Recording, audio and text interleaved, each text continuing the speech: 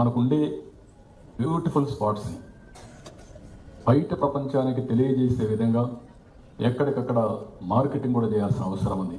నేను ఒకటి చెప్పాను, ఏ ప్రోడక్టు లేనిది ఇక్కడ దానికి బ్రహ్మాండమైనటువంటి స్టోరీ క్రియేట్ చేసి ఆ స్టోరీ ద్వారా బ్రహ్మాండంగా మార్కెటింగ్ చేస్తూ ఉంటారు. మనకు అన్నీ ఉండి ఆ మార్కెటింగ్ వీకే కానీ లేకపోతే మనం దాన్ని సరిగా ప్రమోట్ చేసుకోలేకపోయిన వల్ల మనకి ఇబ్బందులు వస్తున్నాయి. అందుకే టూరిజం డిపార్ట్మెంట్ ఈ సంవత్సరం 8 మెగా ఈవెంట్స్ నిర్వహించారు. గండికోట ఇన్వెస్టర్స్ మీట్ పెట్టారు, బారువా మసులా బీచ్ ఫెస్టివల్స్ పెట్టారు, అరకు చలి ఉత్సవం పెట్టారు, ఫ్లెమింగో ఫెస్టివల్ పెట్టారు. నారీ శక్తి విజయోత్సవకు మంచి స్పందన వచ్చింది.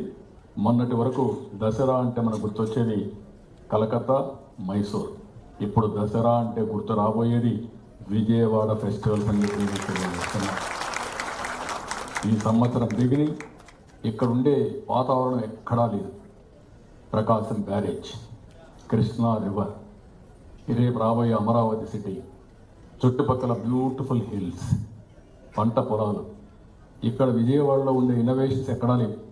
విజయవాడలో పుట్టిన వాళ్ళు ప్రపంచం అంతా వెళ్ళి ప్రపంచంలో బ్రహ్మాండంగా రాణించారు. విజయవాడ మాత్రం వదిలిపెట్టారు.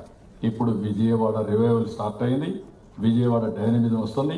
ప్రపంచంలోని భారతదేశంలోని విజయవాడ నెంబర్ 1 సిటీగా తయారయ్యే బాధ్యత ఈ ప్రభుత్వం తీసుకుంటుందని కూడా నేను తెలియజేస్తున్నా.